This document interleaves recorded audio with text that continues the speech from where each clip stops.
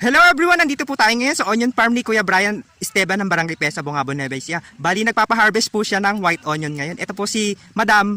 Good morning po. Ano pong pangalan nyo? Good morning. Flory Linsangan. Kayo po ay isang Isang buyer. buyer. Taga saan po kayo? Taga Cruz. Cruz Bungabon. Madam, magkano nyo po nakuha tong white onion nila? Bali, 95 per kilo.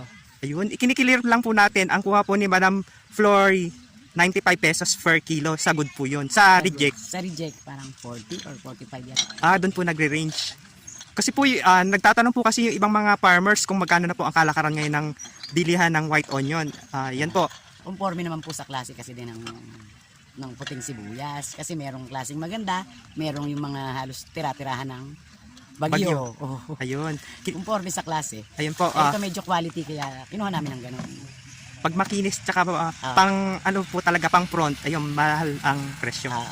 Pero pagka yung halos pickles na itsura, wala, hindi kayang sumunod sa presyo. Magkano po yung ganong mga tira-tirahan ng bagyo? Merong 30, may 40, may 50, gano'n na hindi pa. Ayun. Ayan po, kiniklear po ni Madam na depende po sa size, quality, tapos sa ganda ng sibuyas para po mas maipamahal po yung presyo ng sibuyas niya po. Mainam po, alagaan ng mabuti para pag nag-ani, maganda po ang presyo.